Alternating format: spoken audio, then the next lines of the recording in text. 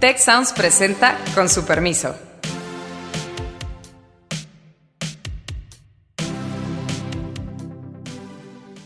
Con su permiso, yo soy Carlos Elizondo y hoy hablaremos del segundo informe de gobierno del presidente López Obrador.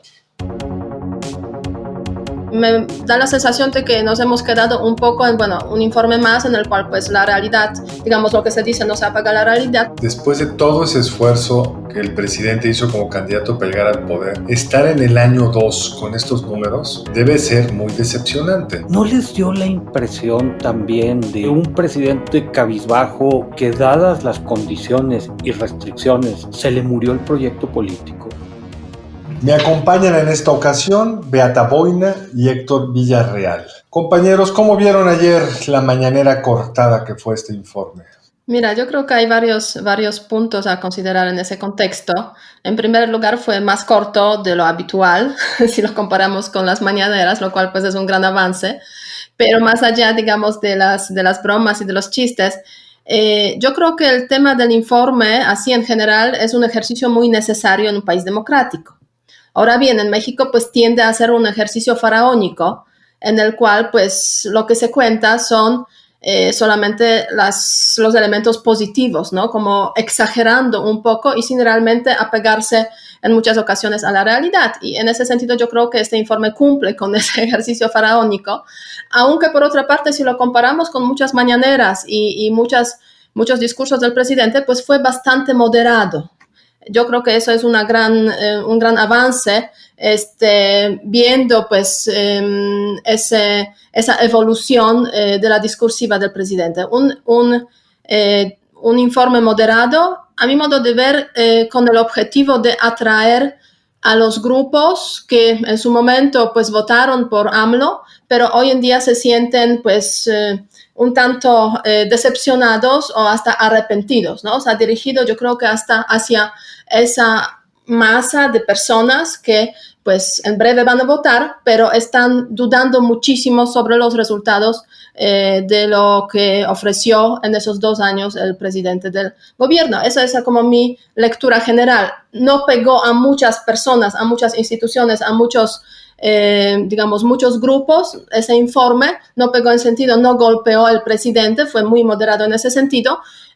Se destaca que por ahí aparecen los y aquí es entrecomillado, pseudoecologistas que nos quieren frenar al Tren Maya, ¿no? O sea, eso fue como una novedad de ese informe, que creo que es importante también hablar de ese tema en ese sentido de financiamiento, digamos, extranjero, organizaciones no gubernamentales, que es una frente que se está abriendo nuevamente. Oye, Héctor, ¿y tú fuiste de los arrogantes que ejerciste la libertad de no ir? Sí, por supuesto. Sí. No, mira, yo vi el discurso, en general, Carlos, el informe muy desangelado.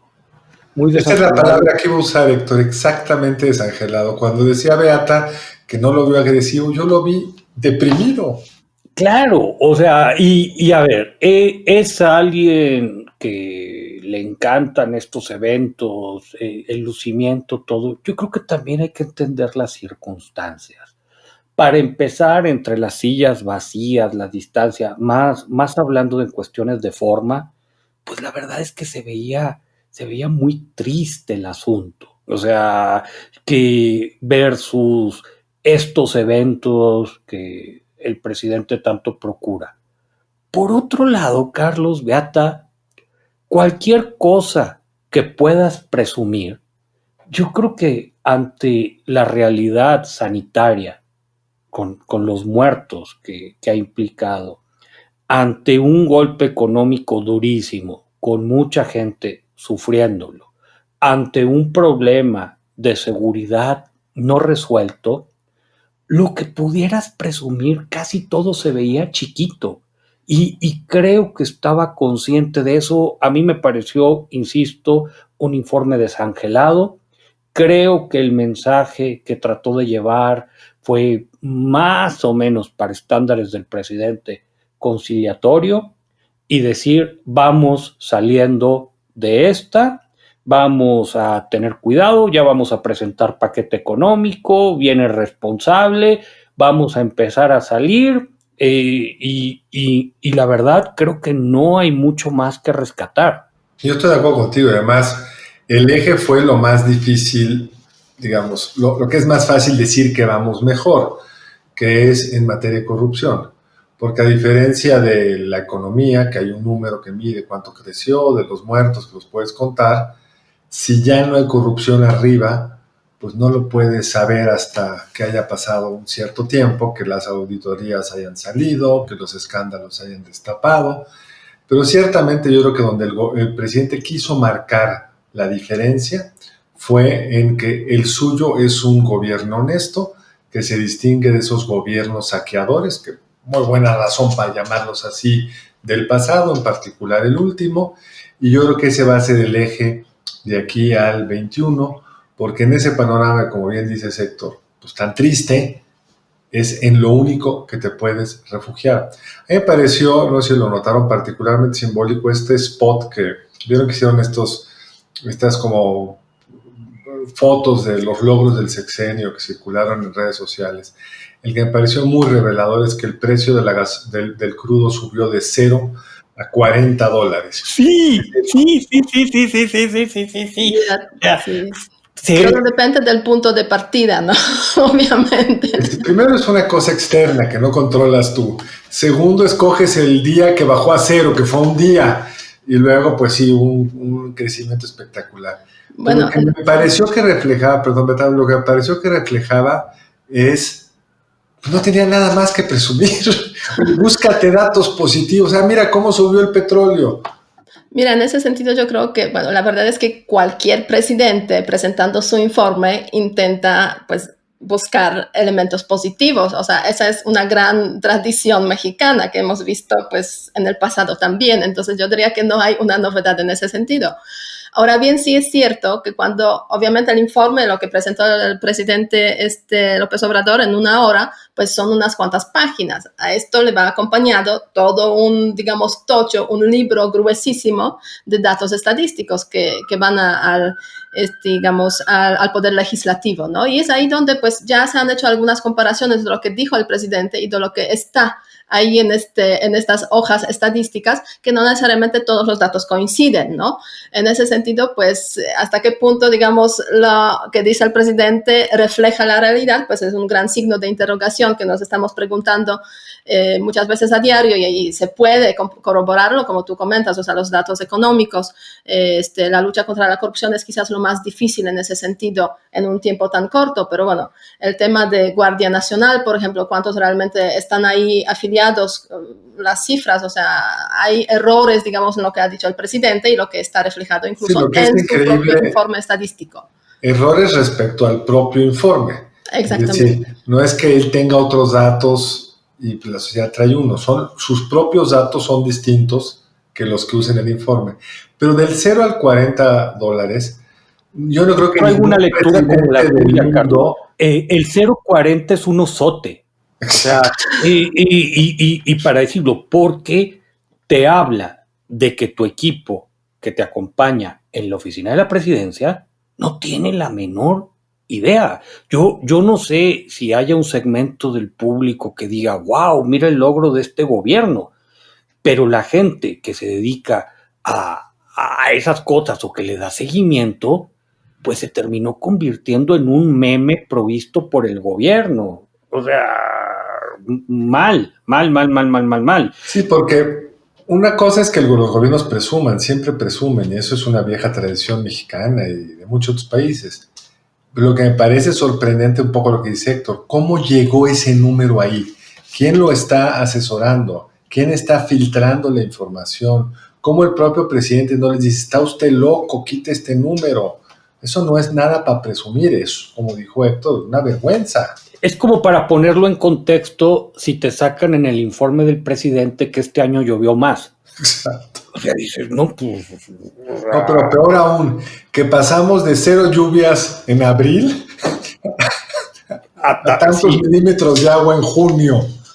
Sí, ahora bien, yo creo que en ese contexto, cuando hablamos del informe, la verdad es que en general, pues la recepción del informe en diferentes medios de comunicación, pues fue, o sea, bastante crítica, como un ejercicio más en el cual, pues, lo que se dice no se apega a la realidad. Ahora bien, yo creo que hay un punto importante aquí a rescatar, que es el debate sobre qué tan importante es el control que ejerce el legislativo sobre el ejecutivo, ¿no? Qué tan importante es que, digamos, en la Cámara de los Diputados, en el Senado, pues se debaten los temas que hace el ejecutivo, que obviamente en ese contexto pues no es tan fácil ese control porque pues hay una mayoría, ¿no?, en la Cámara de los Diputados. Pero yo creo que es súper importante que haya ejercicios de este tipo porque son ejercicios de control. Y en ese sentido, pues sí debería pues originar ese tipo de informe, pues un amplio debate sobre precisamente la política del gobierno y hasta qué punto pues se implementa de forma correcta o de forma incorrecta. Y me da la sensación de que nos hemos quedado un poco en, bueno, un informe más en el cual pues la realidad, digamos, lo que se dice no se apaga la realidad, pero no hay mucho más, digamos, en el debate público de que qué tan necesario es ese control parlamentario sobre el Poder Ejecutivo. Esos ejercicios se hacen en otros países también, digamos, informes de esta u otra naturaleza en diferentes momentos del gobierno, y el Parlamento juega un papel súper importante en el control de las políticas públicas. Y a lo largo de las próximas semanas vamos a tener las presentaciones precisamente de esas partes del informe ante, pues, en el legislativo, ¿no? Pero eso ya como que queda, me da la sensación, viendo los años anteriores, queda un poco en la oscuridad, como que nadie se preocupa por eso. Yo quiero preguntarles algo. Digo, yo no sé, Carlos, Beata, si sea una lectura equivocada de mi parte, muy en el plano formal. ¿No les dio la impresión también de un presidente cabizbajo, a lo mejor con una toma de conciencia de que, dadas las condiciones y restricciones, se le murió el proyecto político? Pues mira, es imposible saber qué pasa por la mente de otro individuo, pero yo me he preguntado varias veces, después de todo ese esfuerzo que el presidente hizo como candidato para llegar al poder, estar en el año 2 con estos números debe ser muy decepcionante. Del nabo. El presidente tiene una capacidad de performance extraordinaria y en general no se le nota que esté deprimido, desgastado, frustrado, enojado. Yo sí percibí eso ayer, e incluso por ahí circularon un par de fotos de él y su esposa circulando por Palacio Nacional, donde los dos se ven muy cabizbajos. Y si bien es cierto que a cualquiera nos puede tomar una foto donde nos vemos tristones, este ya era en el momento oficial, cuando estaban haciendo el arribo, y era obvio que había fotógrafos que iban a exhibir esa fotografía. Ahora, me parece que hay una frase del informe que va un poco en ese sentido, como él tratándose de convencer cuando dice: yo reitero que para fines de este año se habrán sentado las bases para la cuarta transformación y que esta será irreversible. Pero no me queda nada claro qué es eso irreversible, porque lo único que sostiene es que ya no hay corrupción, pero como él mismo nos lo dice, porque yo no soy corrupto. O sea, ni siquiera es que ha construido un andamiaje institucional que permitiera pensar que esto se va a sostener, pues si llegara alguien con otras intenciones, ¿no? Yo creo que en ese sentido lo que estabas comentando, Héctor, que el presidente pues se da cuenta, digamos, de las dificultades de la implementación de su proyecto, pues en el informe efectivamente se puede denotar que busca aliados entre los que quizás no ha buscado tanto, ¿no? O sea, los empresarios, y además a los empresarios que han estado presentes ahí, digamos, ayer en el informe, o sea, con un aforo relativamente pequeño, hubo grandes empresarios que pues apoyan en ese contexto al presidente en sus diferentes proyectos. Y en lo que se comentó, se habló en el informe, lo que él comentó, pues básicamente, bueno, la cita de Adam Smith fue, yo diría, como que muy reveladora. Ahora, para la izquierda, Adam Smith no es el padre del capitalismo, es un filósofo, filósofo que también habla de, digamos, economía moral, etcétera, y ya es bueno. Pero bueno, eso un poco medio bromeando. Pero bueno, esa cita más, esa mano claramente extendida hacia los empresarios, que bueno, él se lleva muy bien con los empresarios y obviamente forman parte de ese proyecto, de esa transformación. O sea, si es así realmente, pues ese mismo día Coparmex, otras organizaciones dijeron lo que piensan sobre el asunto, pero bueno, más allá de eso, él como que intenta buscar, se puede decir, o un poco acercarse más a ese grupo que se ve muy decepcionado con este gobierno. Ahora, tú decías en una de tus primeras intervenciones, Beata, que lo notaste con un cambio en la tendencia del discurso. Y iría en el sentido de lo que tú estás diciendo. El problema que tiene Andrés Manuel López Obrador y tiene que ver con por qué el informe es tan distinto a informes previos, es que se la pasa todo el día frente a la tele. Se la pasa todos los días informando. Por eso arrancamos con la cosa esta bastante curiosa de que las mañaneras duran más que el informe.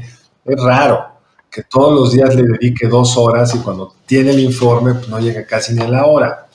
Entonces, en un formato, y así lo respondió en la mañana, sí, claro que fue más corto porque yo siempre informo. Entonces, él a lo que está jugando es al presidente transparente, donde el informe es un evento más y por un lado se pierde de vista, y voy a regresar a ello, al papel que el Congreso debe estar jugando con la información que proviene del informe, pero por el otro, pues es una ocasión más donde se porta bien, pero al día siguiente pues ya cambia el discurso nuevamente. O sea, no hay un cambio de tendencia, creo yo, pues porque la dinámica de la mañanera lo lleva a este ejercicio de polarización permanente que es como la naturaleza misma de eso. Para eso está inventada la mañanera. Sí, ahora bien, o sea, el discurso, digamos, el informe es una vez al año, ¿no? En ese sentido, y es un, digamos, acontecimiento al que normalmente, pues, muchos prestan atención, no todos ven las mañaneras, son unos pocos, pero digamos, sería interesante ver, Beata, si tuvo más asistencia que una de las mañaneras primeras del año. Ya la mañana se ha ido desgastando también. Sí, sí, pero sí. el informe, antes que tú llegaras a México en la época autoritaria, era el día del presidente. O sea, realmente todo era día donde no se elaboraba, Beata. Mira, pues Se hacía, yo viví, se hacía en la Cámara, en el Congreso de la Unión, frente a los diputados que aplaudían y aplaudían. Era el día del presidente. Había cadena nacional, no podías prender otra cosa en la televisión. O sea, ese era el extremo. Se parecía a lo que tú has vivido en Polonia, las la épocas época de comunista por ahí, comunismo. sí, 1 de mayo, ¿no? Sí, Pero claro. mira, yo tuve ocasión de estar o sea, en los tiempos de Peña Nieto, obviamente en los informes presidenciales, porque invitaban al cuerpo diplomático. Es un gran cambio también en esa administración de López Obrador, porque ni el año pasado, yo ya no, o sea, no es que no me inviten, yo no soy diplomática ya, pero no invitaron a nadie de cuerpo diplomático ya el año pasado, pues este año se entiende por la pandemia, ¿no? Pero hay un cambio obviamente en eso como se vive el informe, yo creo que es un cambio en general positivo, porque pues desde los tiempos autoritarios hasta hoy, pues el informe pues tiene su lugar también. Ahora bien, es cierto que pues se desgasta el asunto si a diario vemos al presidente, incluyendo el sábado y domingo, con sus mensajes cortos de diferentes naturalezas. Entonces, pues el informe se pierde quizás por ahí para los que son analistas y muy pegados al asunto, ¿no? Ahora bien, para un público más amplio quizás, pues el informe sigue siendo pues una especie de corte de caja y evaluación a ver qué nos dice el presidente. En ese sentido, yo creo que la moderación del discurso que yo observé también el año pasado en el informe, pues es una habilidad del presidente que sabe ajustarse muy bien a las circunstancias. Es una habilidad, pero es una habilidad un poco inútil, porque si al día siguiente vas y golpeas a todo el mundo igual, pues sí, en el evento formal es más formal, pero no cambia la percepción de un presidente que busca pleito. Incluso, como bien dijiste tú, aquí se pelea con los pseudoecologistas. Sí, ¿No? sí, lo cual O ya sea, es... no aprovecha, no desperdicia ni este evento para sacar sus dardos y pelearse con alguien. Ahora, donde sí se va a parecer mucho, creo yo, este informe, o sea, desde incluso el anterior, el de la época monocromática del PRI, es que el Congreso no cumple su papel de revisor, pues porque Morena es hegemónico y porque dentro de esa hegemonía no hay mayor interés en cuestionar al presidente. Y yo creo que hay varias cosas, Carlos. Mira, yo me quedé pensando en lo que tú decías, de bueno, ¿qué es esto de la cuarta transformación? A mí me parece que el presidente, y esto se va a volver muy recurrente, va a anclar este discurso de que todo cambió con las modificaciones al cuarto constitucional y estos derechos, no sé si llamarles reconocidos y todo, con el gran incidente que pues, no tienen dinero, caray. O sea, no tienen dinero para pagar muchas cosas. Creo que también eso de alguna manera le opacó la fiesta enormemente, porque decía, pues, ¿sabes qué?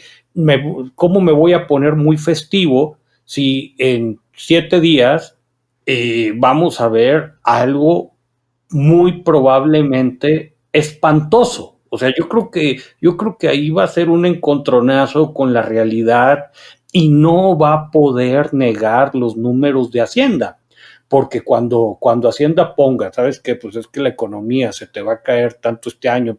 En la mañanera siguiente, si sale con algo, como yo tengo otros datos, y no va a haber manera, caray. Entonces, creo que eso marcó mucho la pauta. Ahora, Beata hablaba de algo que se me hizo bien interesante, este acercamiento con empresarios, este cambio del proyecto.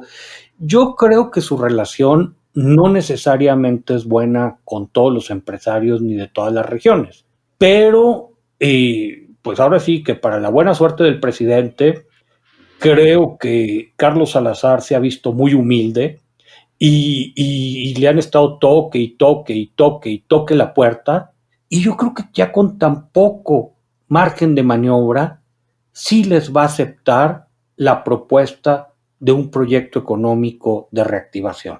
Más que la propuesta de un proyecto económico de reactivación, finalmente saldría, se espera, el programa de infraestructura. Exacto. No es que vaya a cambiar la estrategia de cero apoyos, cero subsidios, todo esto de no rescatar a nadie, que marca a México de otras reacciones de otros gobiernos, donde el empresariado tiene un flujo mientras estuvieron confinados que les permitió sobrevivir y que va a explicar que en muchos países vamos a ver la famosa B chica y que en México no.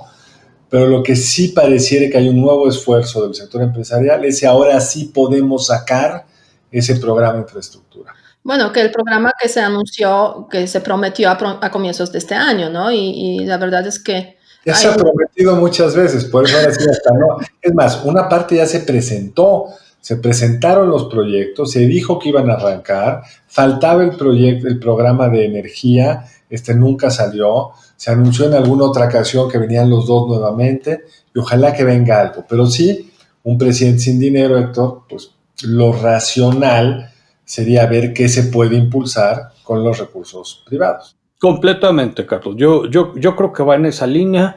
Ahora, va a estar interesante cómo cambia la narrativa, porque al menos con lo que se ha filtrado en prensa, se hablan de dos grandes líneas. Proyectos que apoyen Temec y proyectos en energía. Y yo quiero pensar que proyectos en energía no son refinerías y muy probablemente no sean ni petroquímicos.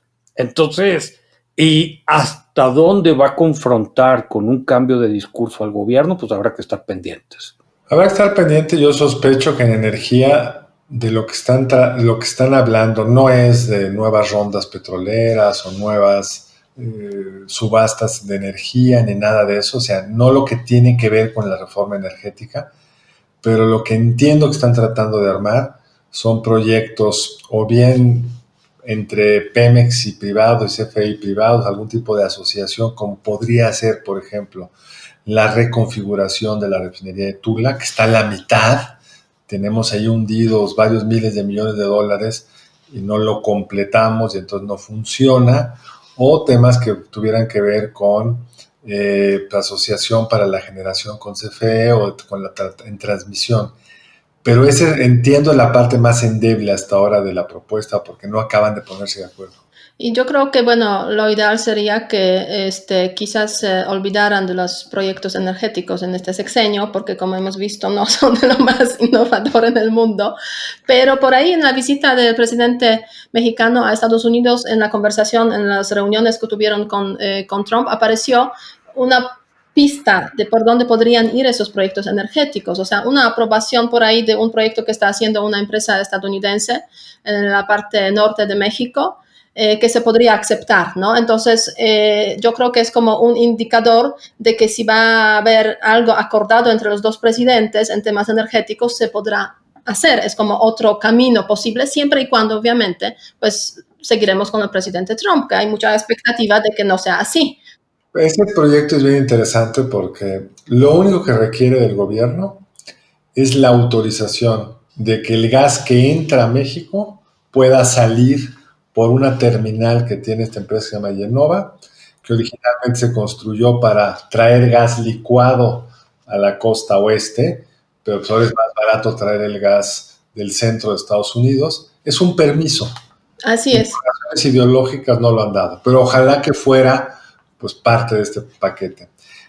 Y el otro tema, pues es el problema de la red eléctrica, Carlos Beata, que con lo que está pasando en Baja y con lo que está pasando en la península de Yucatán, de repente ya incluso podría tener implicaciones políticas para el presidente y para Morena.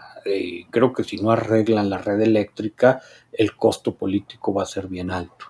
Sí, lo que les ha hasta ahora protegido fue la caída en la actividad económica, porque normalmente el mes más o los meses más peligrosos desde el punto de vista de la estabilidad de la red eléctrica son mayo y junio, donde hay mucho calor y todavía no llueve.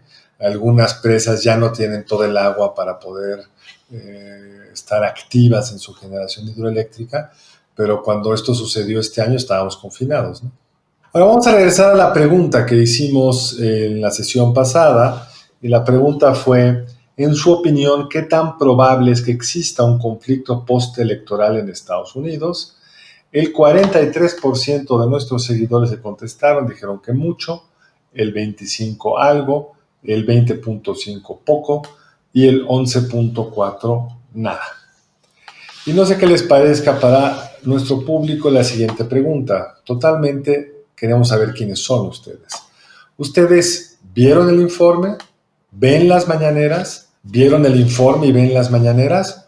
¿O la verdad no ven nada y buscan mecanismos distintos para enterarse? Héctor, Beata, ¿querrían decir algo para finalizar nuestro programa sobre el segundo informe de gobierno del presidente Andrés Manuel López Obrador? Mira, se presentó el informe, ahora les toca a los secretarios presentar su parte en la Cámara de los Diputados, así que seamos atentos porque es ahí donde saldrán muchos temas que nos han comentado en el informe el día 1 de septiembre. Pues gracias, Beata. Yo diría que donde deberían de salir muchos temas, pero entre el confinamiento y la mayoría de Morena, y el tema que Héctor ha subrayado que va a ser la complejidad del paquete presupuestal, quién sabe qué tanto margen haya para que veamos eso. Héctor. Sí, mira, yo me esperaría la siguiente semana, Carlos. Creo que de alguna manera va a ser la extensión de la discusión del informe. Y creo que va a ser un encontronazo con la realidad y los ajustes ya empiezan. Poca gente se dio cuenta que ayer entre el informe y los documentos, por fin y fuera de tiempo, pero se publicaron las reglas de operación del INSABI.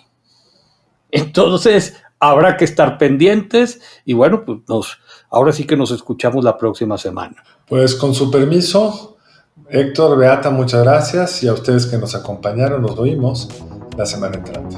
Muchas gracias al equipo del Tecnológico de Monterrey y de Tech Sounds. Productor ejecutivo de Tech Sounds, Miguel Mejía. Productora de Con su permiso, Alejandra Molina, y postproducción, Max Pérez. Les invitamos a escuchar el siguiente episodio de Con su permiso y el resto de programas de Tech Sounds en los canales de su preferencia.